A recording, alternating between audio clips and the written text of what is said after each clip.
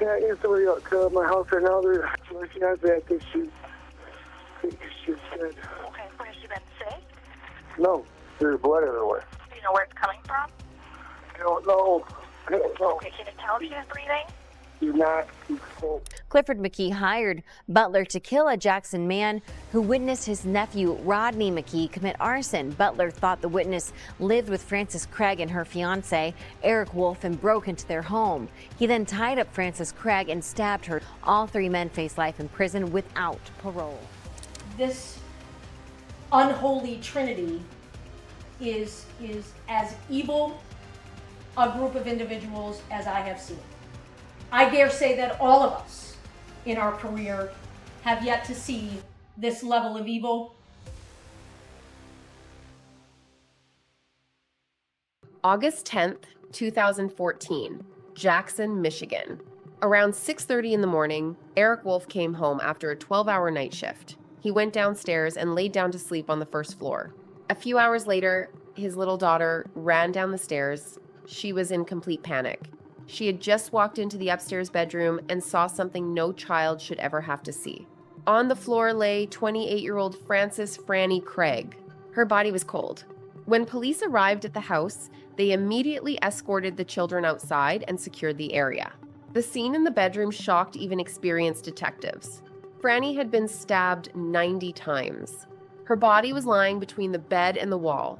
There were 2 cable ties around each of her wrists.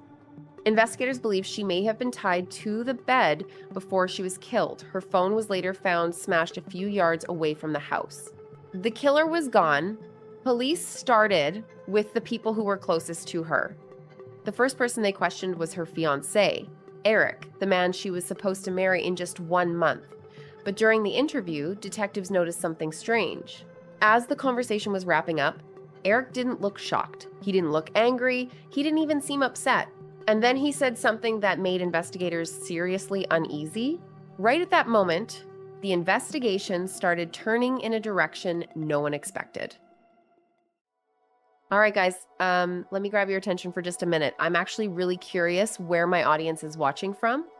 So tell me this, what city are you in right now? And what time is it for you? Thanks for taking a moment to share that. Go ahead and drop it down in the comments. And all right, let's keep going. Today's case takes us back to Jackson, Michigan in 2014. That's where 28-year-old Frances Marie Craig lived, though everyone around her knew her simply as Franny. Her friends used to call her a little firecracker. She had this contagious laugh and a really sharp sense of humor. Franny made friends easily. She was open, easy to talk to, and people often said that the moment you met her, it honestly felt like you had known her for years. She was the kind of person who would do just about anything for the people she met. And the number of kind things people said about her, it was almost endless. Franny was raising 2 little daughters, one 5 years old and the other 3. At the same time, she was working 2 jobs. So yeah, you can imagine there really weren't many quiet days in her life. One of her friends later said that Franny had always loved the idea of marriage. Like, she talked about her future wedding long before she had even met the person she would marry. But everything changed in 2012. After separating from the father of her children, she met someone new, 29-year-old Eric Wolf. Eric was divorced too, and he had a young daughter named Alexis. And honestly, the kids connected right away. The whole group just seemed to click as a family. About 2 years later, they all started living together. When Eric proposed to Franny, she was absolutely over the moon. She jumped straight into planning the wedding. One of her friends later remembered something kind of funny. While getting ready for the wedding, Franny would jokingly call herself a bridezilla. There was only 1 month left before the wedding. The couple had just bought a house for their new blended family, and Franny had all these big dreams about the future. Then came the morning of August 10th, 2014. Around 6:30 a.m., Eric came home after finishing his 12-hour night shift and went downstairs to get some sleep. A few hours later, his daughter ran down the stairs and woke him up in a panic. She had just made a horrifying discovery in the bedroom. She walked into the room and saw Franny lying on the floor. Her body felt cold to the touch. Yeah, I got somebody at my house right now. They're looking at that. She's dead. Okay, where has she been sick? No, there's blood everywhere. Do you know where it's coming from? I don't know. I don't know. Okay, can you tell if she's breathing? She's not. She's cold. The children were quickly taken out of the house, and the entire area was sealed off with police tape. Friends of Franny began gathering outside the home. At first, many of them thought it had to be some kind of misunderstanding, or maybe a terrible rumor that had somehow spiraled out of control. But the scene upstairs was so brutal that it shocked even the most experienced detectives. Franny had been stabbed 90 times. Her body was lying between the bed and the wall. On each of her wrists, there were 2 cable ties. For investigators, that suggested she had likely been tied to the bed and restrained, and then released before she was killed. Law enforcement later said the scene looked like a clear case of extreme overkill and pure blind rage from the killer. Her smashed phone was found outside, a few yards away from the house. Investigators believe the killer, or possibly the killers, may have dropped it while leaving the scene, or like it might have been thrown against a tree on purpose to destroy it. Her death was quickly ruled a homicide, but the exact way she had been killed was kept from the public. In fact, very few details were released to the media at the time. Back in 2014, the case of Frances Craig and her fiancé was under intense police scrutiny, and investigators kept most of the information strictly confidential. Key evidence, including the cable ties, was sent to the Michigan State Police Forensic Laboratory for analysis. Naturally, detectives started with the people who were closest to her, and that meant questioning her fiancé, Eric. And what he said during that interview, it immediately left investigators both concerned and confused. I came home this morning because I work 6 p.m. to 6 a.m. Mm-hmm. I went upstairs, I checked both the girls' room before going in our bedroom. Did you see anything on the mattress when you first came in? I guess I might have saw that streak. I thought maybe she had been drinking or something because she was in almost like a funny position on the floor, which she doesn't drink hardly ever. I knew better than to wake her. I know from prior experience whenever I've woken her up, she's not a morning person and I get yelled at. Officers later said that as the interview was coming to an end, Eric didn't seem surprised, he didn't look angry, and he didn't even appear upset. Then Eric said something else that really started to worry the investigators. Up till just now, maybe since we've been here, I thought that if it wasn't an accident, then it was probably self-induced. You mean suicide? Yeah. And the only reason I say self-induced is just because of how high-strung everything is right before this wedding, and It's a lot of stress. yeah. That was another really strange statement. Investigators checked the security records at Eric's workplace. The log showed that he had been clocked in at work until 6:30 that morning. But not every exit in the building was covered by security cameras. Because of that, detectives started wondering if Eric could have slipped out unnoticed and then returned later. Some of Franny's friends also said that while they were happy she was finally getting married, something she had dreamed about for years, they weren't completely sure Eric was the right person for her. A few of them even started suspecting him almost right away, thinking he might somehow be behind what happened. Eric strongly denied having anything to do with his fiance's death. He said he was completely devastated and was trying to make sense of what had happened. Did you No. know what? No, I didn't do this. I didn't know anything about it. I walked in and I walked out, went to sleep, got up, went back in and reported it. But that brings me back to the questions we just asked. You made it at least halfway into that I bed. did make it, and I admit that, and I'll admit that in front of whoever needs to hear it. But I want to make that perfectly clear that my stance on this is exactly what I said. I went in for whatever reason it was. I didn't react. Considering the nature of the crime and the fact that police still weren't certain who was responsible, Franny's daughters and Eric's daughter were temporarily placed in the care of other family members. After the tragedy, law enforcement and social services moved carefully, trying to make sure the children were as safe as possible. The house that had been their home just days earlier suddenly became a crime scene, and the adults around them understood the kids needed time and calm, far away from anything that reminded them of that terrible night. Friday, August 15th, was an especially painful day for everyone because it would have been Franny's 29th birthday. For her family and friends, the date suddenly turned from something that should have been a celebration into a heartbreaking reminder of loss. Instead of birthday wishes, gifts, and warm gatherings, there was only silence, grief, and memories of someone who was no longer there. And honestly, the only thing people could think about was what had happened 5 days earlier. The events of that night still felt unreal. People kept asking themselves how something like this could happen to someone they knew as kind, open, and sincere. Her co-workers spent the day raising money to help cover funeral expenses. It was their way of supporting the family and trying to do something meaningful at a time when words just couldn't ease the pain. The people who worked beside Franny every day wanted to show how much she truly meant to them. Franny didn't have enemies. She didn't hold grudges. Everyone who knew her believed there simply wasn't anyone who would want to harm her. In people's memories, she was someone who avoided conflict and treated others with respect, which made the idea of someone doing something this brutal to her feel almost impossible. Her life seemed so normal, so peaceful, that the tragedy just didn't fit the picture. After that, investigators began looking into her workplace, thinking maybe something had happened there. Detectives reviewed work records, talked to coworkers, and tried to find out if Franny had ever had any conflicts or incidents that might have led to something more serious. It turned out that during one of her shifts, she had once noticed a few young shoplifters and confronted them. It was a pretty routine situation for someone working in a store just trying to stop a theft. But their mother suddenly rushed at Franny and attacked her.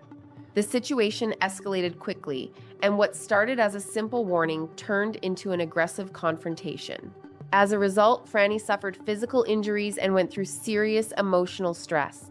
The incident left a mark on her life and became one of the situations investigators decided to examine more closely. That woman had been charged and convicted, so it wasn't difficult to locate her. Law enforcement quickly confirmed where she was and reviewed the circumstances of that earlier incident again. But she had a solid alibi and had absolutely nothing to do with this crime. After checking everything, investigators removed her from the list of suspects. Police then spoke with Franny's former boyfriend, who had recently moved back to the area. Detectives tried to determine whether there could have been any old conflicts or hidden motives between them, but he didn't have any information that could help the investigation either. His statements didn't add anything new to the case, and that lead gradually lost its significance. After that, detectives spoke with the couple's former apartment neighbor, a man named Ryan, who also gave a statement. During his interview, he vouched for Eric's character, saying Eric was a great guy and that he had never noticed any problems in the couple's relationship. At that point, police had essentially run out of obvious leads. Detectives checked every possible direction they could think of. They reviewed witness statements again and again, spoke with friends, neighbors, and people from the victim's inner circle. They analyzed timelines, verified alibis, and searched for even the smallest detail that might explain what had happened that night. But with each passing day, it became clearer that almost no new clues were left. Investigators understood that now everything depended on the results of the forensic analysis. Laboratory testing might answer the questions, traditional investigative work could not. Tiny traces left at the crime scene could end up being the only key to identifying the killer. But that process takes time. Evidence processing, lab tests, comparisons with national databases, all of it is slow and extremely detailed work. For detectives, that meant weeks, sometimes even months of waiting, during which the case seemed almost frozen. The main person who still drew investigators' attention was Eric. Detectives continued trying to piece together every fragment of this case. His life, his movements, his statements, even small details in his behavior were carefully analyzed. Investigators went back over his testimony again and again, trying to understand if there might be something more hidden behind it. Meanwhile, Franny's funeral took place, and a huge number of people came to say goodbye. The church was completely packed. People were standing in the aisles and even outside the doors. Friends, relatives, co-workers, and even casual acquaintances gathered to mourn a woman whose life had been cut short so suddenly and so violently. The prosecutor later said that even Franny's mail carrier attended the funeral because she had made such a strong impression on him. He only saw her briefly during his daily routes, but even those small moments were enough for him to remember her as a warm, sincere, and kind person. That's how deeply people loved Frances Craig. She was known as someone who connected easily with others, someone who helped people when they needed support, and someone who always left behind this feeling of kindness wherever she went. But at the same time, a sense of unease still hung over the community. Despite all the sympathy and support, people understood one very troubling fact. The person responsible for this crime had not been found. Her killer was still out there, and people started looking over their shoulders. In the quiet streets that once felt safe, a new kind of tension appeared. Normal nighttime sounds suddenly felt different, and for the first time, many residents realized that a tragedy like this could happen right next door. About 3 months passed, and finally all the evidence from the crime scene had been fully processed. The laboratories finished their work, and the results started coming back to investigators. And that's when the investigation took a new turn. One of those moments when a single detail can completely change the picture of a case. A turn no one expected. What appeared in the forensic results opened an entirely new direction for the investigation and forced detectives to look at the case in a completely different way. DNA was found on the cable ties that had been wrapped around Franny's wrists. During a careful forensic examination, experts slowly collected traces of biological material from the plastic ties that had been used to bind her hands. Those tiny, almost invisible traces became an important part of the investigation because details like that can often help reconstruct what really happened during a crime. But it wasn't Eric's DNA. The laboratory results immediately ruled out the person who might have seemed like the most obvious suspect simply because of his close relationship with the victim. That forced investigators to widen their focus and start looking for other explanations. And the DNA didn't belong to anyone police had already questioned. The databases of suspects, acquaintances, and people from Franny's inner circle showed no match. That meant the person whose DNA was on the ties could have been a complete stranger to her life. Instead, the DNA matched a convicted killer named Cortez Butler, who at that time was on parole after serving 25 years in prison for second-degree murder. When that match appeared in the forensic results, the entire case suddenly shifted in a completely different direction. Law enforcement officers were stunned. The name that appeared in the lab report had no obvious connection to the victim or to anyone in her circle. It felt like a piece of the puzzle that didn't fit anywhere in the picture investigators had so far. As far as detectives could determine, 43-year-old Cortez had absolutely no connection to Franny. Investigators checked every possible angle: workplaces, acquaintances, places where their paths might have crossed. He didn't live near her.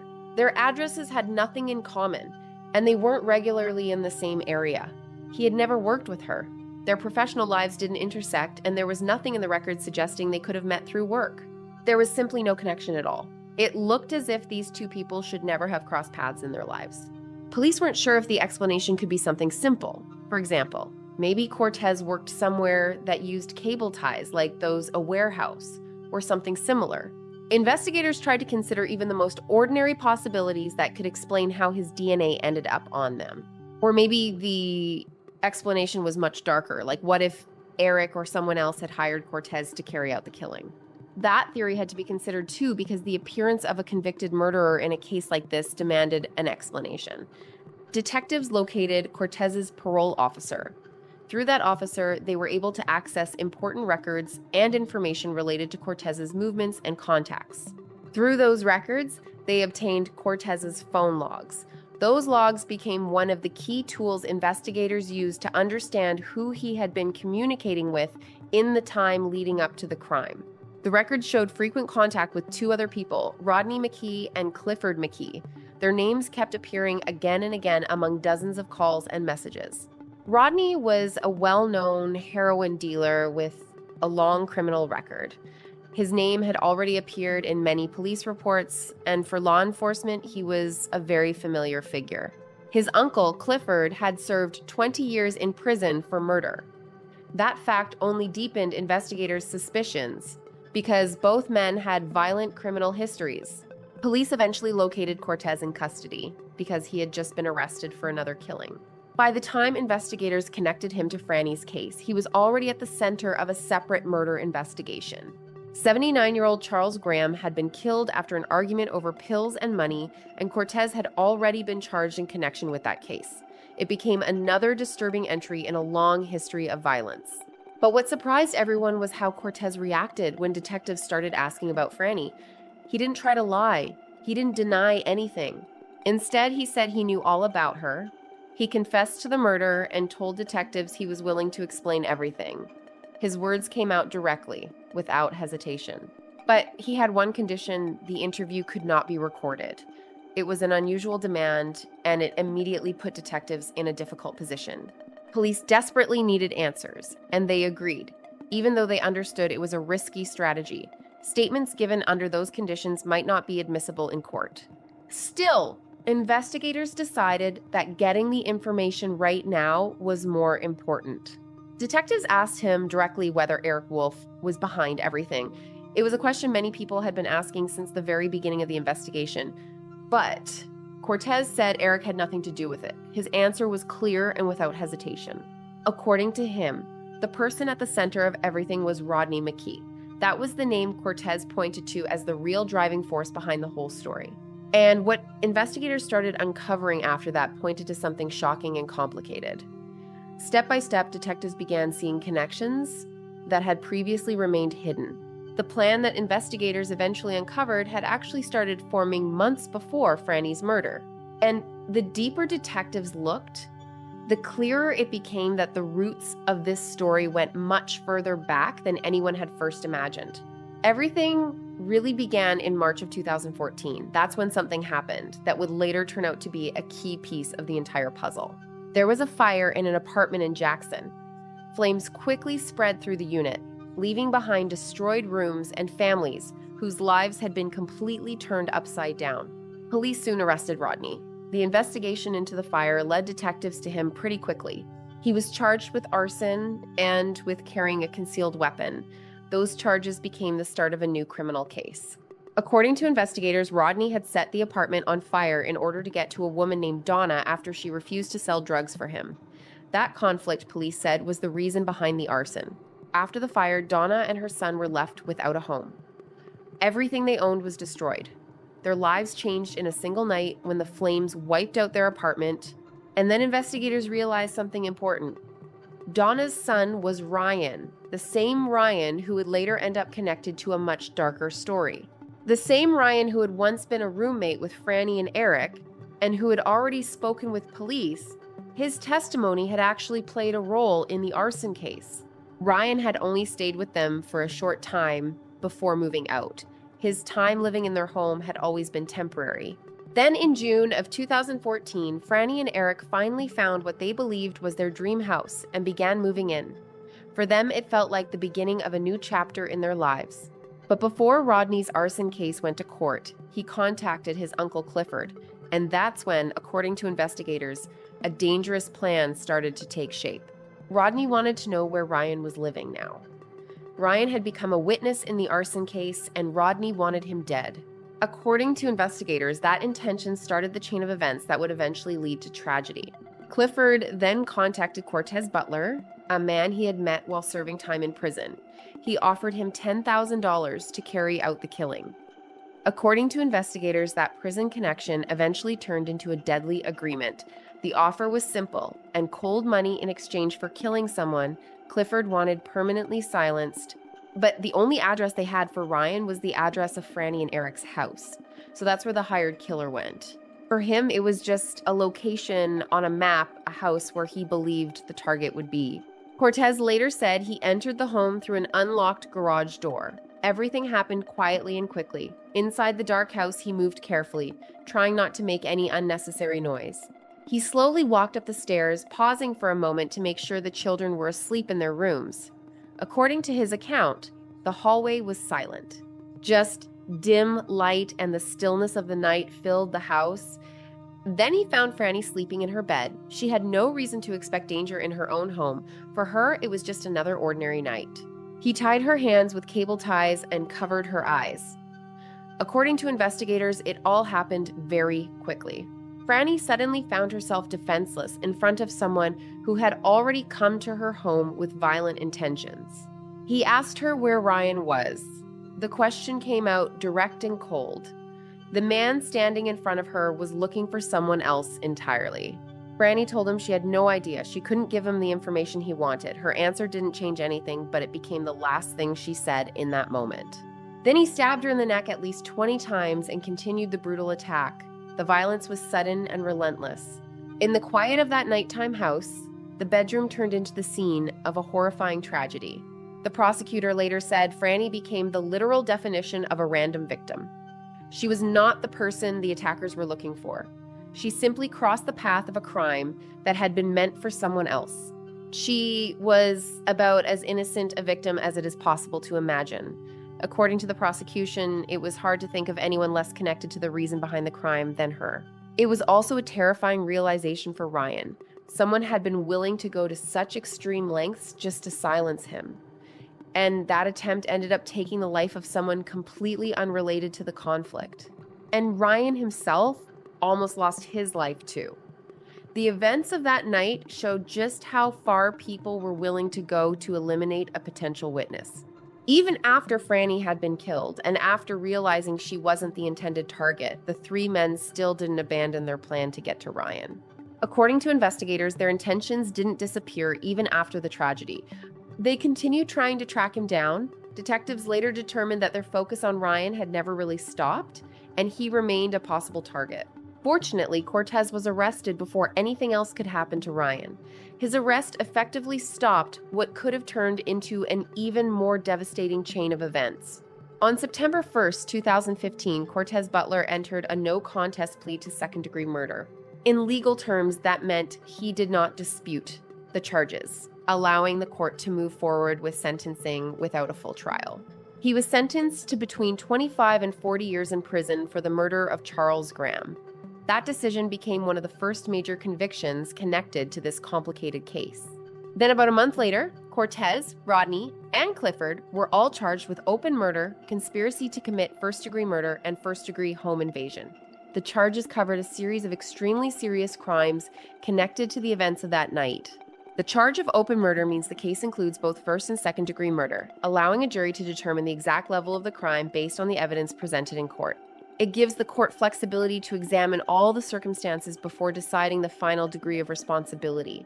The McKee men were also charged with arranging the murder. According to prosecutors, they were the ones who organized the plot and set into motion the chain of events that ultimately led to the death of Franny Craig. Francis Craig, contrary to MCL 750.316. This is a felony, life DNA taken upon arrest. Now, 4, home invasion, first degree, break and enter, or to enter without permission a dwelling located 5220 Timbercrest Trail, and while entering, President or X10 Parent A, Parent 2, felony, 20 years and or 5,000. Fortunately for the prosecution, the police officers who were present when Cortez made his off-the-record statement were allowed to testify about it in court. The conversation itself had not been officially recorded as part of an interrogation, but the officers who heard it were able to describe what was said to the jury. Their testimony became an important part of the trial because it allowed the court to hear information that might otherwise have remained outside the official case record. Phone records also showed that Clifford and Cortez were together in the Jackson area at the exact time the murder took place. Data from cell towers and call logs helped investigators reconstruct their movements and confirmed that their phones were in the same location during that critical window of time. For detectives, that became another piece of evidence linking them directly to the events of that night. And there was more. In the days surrounding the crime, the two men contacted each other more than 200 times. All those calls and messages created a disturbing pattern of constant communication right before and immediately after the murder. That level of contact caught investigators' attention and became one of the key indicators of close coordination between them. Detectives ended up reviewing more than 8,000 pages of phone records. It was an enormous amount of information calls, text messages, timestamps, and location data. Every single page had to be carefully analyzed so investigators could rebuild an accurate timeline and understand exactly how the suspects communicated with one another in the days leading up to the crime and afterward. During the trial, Cortez acted openly defiant. He laughed, smiled toward the cameras, and even bragged about crimes he claimed to have committed while giving testimony in court. That behavior made a strong impression on everyone in the courtroom and only added to the tension surrounding the proceedings. But when he was asked about Franny, everything suddenly changed. His tone shifted completely, and instead of those confident statements, it turned into outright denial. He refused to admit any involvement in her death and tried to distance himself from the key events of the case. Prosecutors argued that this behavior wasn't accidental. In their view, he was trying to control the situation and hold onto a sense of power over the courtroom for as long as possible. To the prosecution, it looked like an attempt to manipulate the attention of the court and delay the moment when the facts would become undeniable. 27-year-old Rodney McKee, 49-year-old Clifford McKee, and 43-year-old Cortez Butler were all found guilty of first-degree murder, conspiracy to commit first-degree murder, and first-degree home invasion. After reviewing all the evidence, the jury concluded that those charges had been proven beyond a reasonable doubt. The McKee men were also convicted of arranging the murder. That verdict meant the court recognized them not only as participants in the crime, but as the people who organized it and set the plan in motion. For prosecutors, it confirmed that the tragedy had been the result of a deliberate and carefully planned decision. Convicted in the murder-for-hire case in Jackson will be sentenced today. Cortez Butler, Rodney McKee, and Clifford McKee have all been found guilty of first-degree murder in the stabbing death of Frances Craig in 2014. Butler was also convicted of home invasion, and the McKees were convicted of conspiracy and solicitation of murder. Clifford McKee hired Butler to kill a Jackson man who witnessed his nephew Rodney McKee commit arson. Butler thought the witness lived with Frances Craig and her fiancé, Eric Wolf, and broke into their home. He then tied up Frances Craig and stabbed her. All three men face life in prison without parole. In the end, all three men were sentenced to life in prison. After long hearings, mountains of evidence, and exhausting days inside the courtroom, the jury finally reached its decision. When the judge read the verdict, it marked the legal end of the case. For Franny's family, it was a moment filled with complicated emotions, grief, pain, and at the same time, a quiet realization that the people responsible for this crime would face the consequences.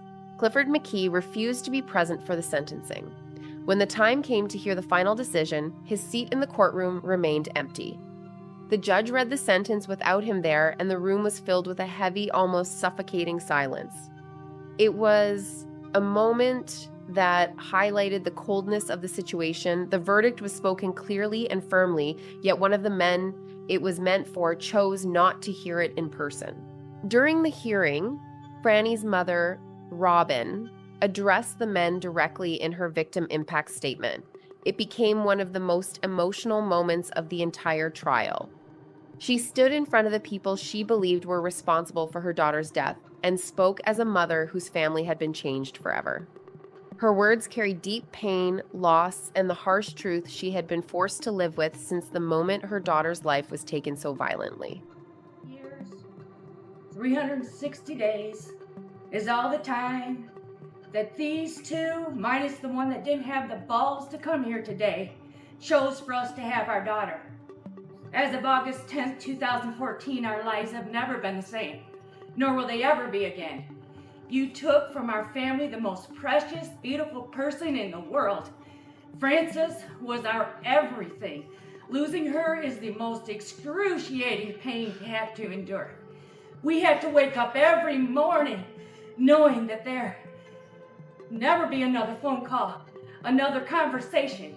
We will never hear her laugh again or see her beautiful smile. Every holiday there will always be an empty chair. The last night of her life, she took her children to the fair, something she loved to do. She took them home and put them to bed because she had to work the next day. Little did she know that would be the last hug and kiss she would ever get from them. She was in her house. And if you're not safe there, you're not safe anywhere. You went in there and did what you did.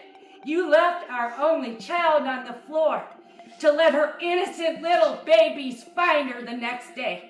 You left us with the task of explaining to them why they no longer have a mother and how there's bad people in the world and they hurt their mommy. We had to explain to them how Grandma and Grandpa are going to make sure the bad guys go away who did this to them. We had to force ourselves to look at the pictures of what you did to our daughter so we can relate to the pain and sorrow that they had to endure. We can't reach inside their heads and help them understand and take the pain away, especially when we can't make our own go away. This unholy trinity is as evil a group of individuals as I have seen. I dare say that all of us in our career have yet to see this level of evil, could work for the rest of our careers and could work for yet another career beyond that and not see this level of evil. I never imagined I would stand in front of you or any judge and ask you to sentence somebody for his third murder conviction and somebody else in the same group for his second. I still can't believe I'm standing here doing this. And although it sounds really odd to say, and I haven't quite figured out the right way to say it, in a very odd way, I'm certainly not grateful for what happened to Franny and what has happened to her family, but I am grateful that they came here to Jackson County to have Jackson County law enforcement rally behind their crime. The prosecutor also said, I wish I had known her personally, and I truly hope that by handling this case, I honored her memory. And honestly, everyone agreed with that he truly did. For the investigators, the prosecutors, and the people who had followed the case closely, the picture of what happened felt complete and convincing. The evidence, the testimony, and the results of the investigation all came together into one clear story that left very little room for doubt about what had taken place. In the courtroom, that sense of certainty only grew stronger as each detail was presented one after another, forming a disturbing but undeniable timeline of events. Still, all three men appealed their convictions. After the verdict was announced, each of them used his legal right to file an appeal, hoping to challenge the outcome of the trial. For the defense, it became the next stage of a long legal battle, one that moved beyond the original courtroom and into higher courts. Those appeals opened a new chapter in the case, stretching the process out for years and leaving the final resolution hanging in the balance for quite some time. Michigan Court of Appeals has decided to uphold murder convictions against 3 men who killed a Jackson County woman as part of a botched murder-for-hire plot. Jackson County prosecutor Jerry Jarzinka says the men will most likely appeal to the state Supreme Court. In 2020, the Michigan Supreme Court agreed to review the appeals filed by Clifford McKee and Rodney McKee. People versus Clifford and Rodney McKee. Mr. Halpern and Ms. Sharon, I assume you have sorted out how you will use your time. Each side has 20 minutes, and you all may attempt to reserve some of that, but I will let you proceed in whatever way. Those hearings are still ongoing, and the case that once shook the community remains an open wound for the people who continue to follow it. The legal process has stretched on for years, and every new hearing brings back memories of the events that once shocked people with their brutality and senselessness. In 2022, attorneys for Rodney and Clifford presented arguments asking for a new trial. They tried to convince the court that the case should be reconsidered, putting forward legal arguments and questioning some of the earlier decisions. It became yet another chapter in a long and complicated legal battle that had already been going on for many years. Right now, there is still no updated information about the final outcome of that process. The legal system moves slowly, and for Franny's family, her friends, and everyone who remembers this story, the wait for answers continues. Many people are still watching the case closely, hoping that eventually there will be a final decision. Cortez Butler also filed an appeal with the Supreme Court trying to challenge the court's ruling, but that attempt didn't go very far. His appeal was rejected almost immediately and was not allowed to move forward. That decision essentially closed another possible path for him to change his sentence. The entire chain of events became a story that left many people shocked and deeply unsettled. For residents of the community, it was the kind of case that stays in memory for years, the kind of story that is hard to forget. Frances Craig once had a future that looked bright and full of possibilities. Her life was filled with plans, dreams, and hopes for the years ahead. She had the things many people spend their lives searching for loved ones around her, a sense of stability, and the feeling that there was still so much good waiting in the future. But her life was brutally taken away. Everything ended suddenly and permanently. And according to investigators, it happened simply because one ruthless person chose to take extreme steps in an attempt to avoid responsibility for other serious crimes.